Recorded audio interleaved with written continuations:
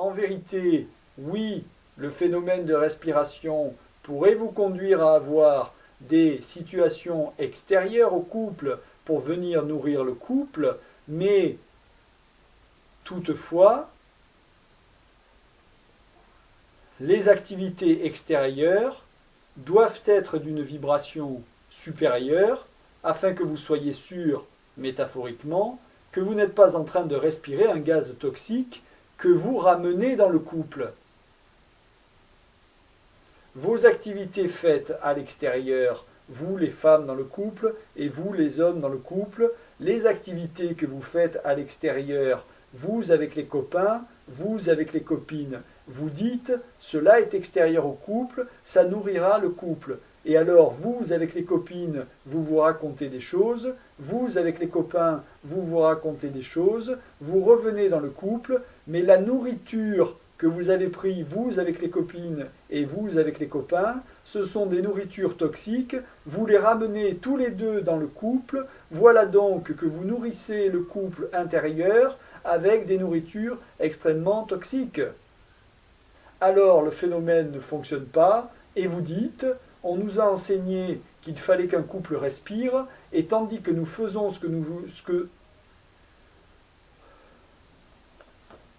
tandis que nous réalisons ce qui nous a été demandé, eh bien cela ne fonctionne pas, donc ce qui nous a été demandé ne fonctionne pas. Nous venons mettre un terme à cette difficulté d'interprétation. À vous. Mais alors, comment reconnaître les nourritures extérieures toxiques?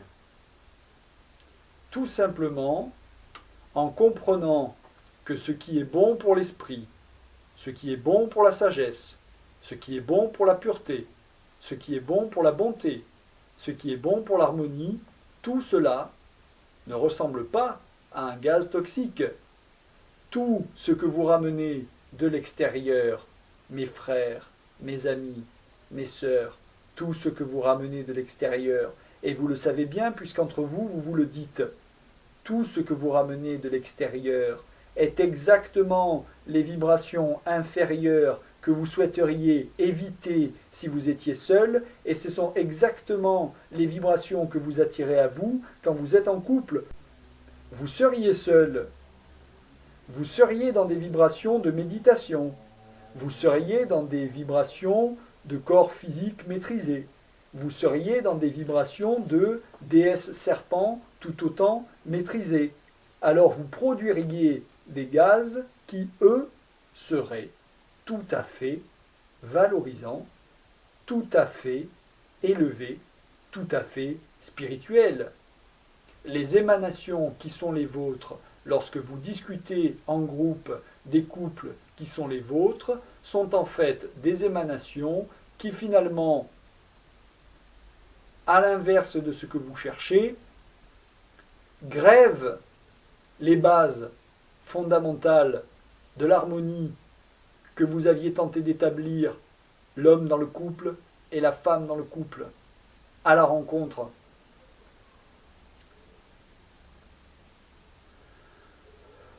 À vous. Donc c'est ce que l'on produit par la pensée et par les paroles. Oui. Au temps de l'Égypte, déjà, effectivement, au temps de l'Égypte, il y avait des formes pensées, il y avait des sentiments. Et les premières nomenclatures permettaient que les individus qui travaillaient de manière physique fréquentent des individus qui travaillaient de manière physique. Et ils étaient soutenus par des individus qui travaillaient dans des sphères spirituelles. Mais à un moment donné, et cela devait se passer ainsi pour tester la civilisation, à un moment donné, dans l'Égypte ancienne, quelque chose a été proposé, et cette chose a été acceptée. Effectivement, les humains qui travaillaient dans le physique ont entendu des principes à propos de ceux qui travaillaient dans le domaine ésotérique. Alors quoi? Des comparaisons ont commencé d'être faites. Oui, les comparaisons font bon chiffre. Oui, il y a un marché de la comparaison, un marché comparatif qui permet d'amasser énormément de ressources, mais souvenez-vous bien que bien mal acquis ne profite jamais. Vous pouvez ramener dans le couple tout ce que vous souhaitez. Il n'y a pas de restriction. Il vous faut simplement savoir que selon ce que vous ramenez dans le couple, objet purifié, objet infecté, il ne faut pas ensuite vous appesantir et vous plaindre, car en vérité, toute matière que vous ramenez et qui est toxique, sa toxicité est amplifiée par votre désespoir. Mais effectivement, le désespoir vient de cette méconnaissance que vous pensez pouvoir ramener des objets toxiques dans votre couple et que l'amour excuse tout et que donc vous allez pouvoir parler de choses toxiques dans votre couple et que votre compagnon en face va accepter dans l'image de l'escrime.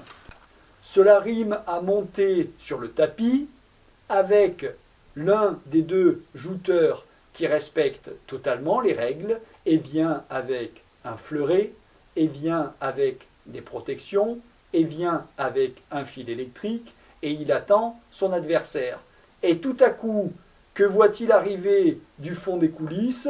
Un adversaire avec une armure de métal, une épée qui le fait 2 fois en taille, piquante, qui n'a pas de protection d'escrime, mais des protections de guerre, qui n'est pas reliée à un fil électrique, qui a de la bave aux lèvres et qui se jette sur lui.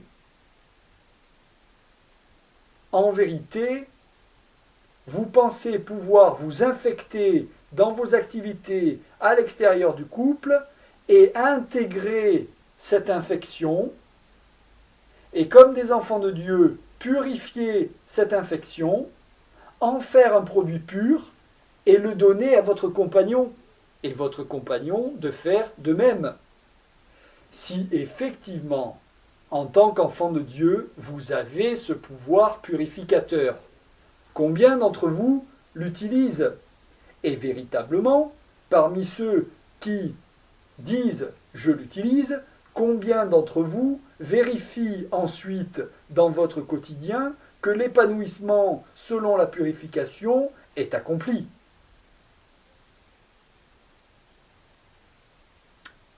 Notre autre constate, selon son expression, qu'aujourd'hui, ça y va.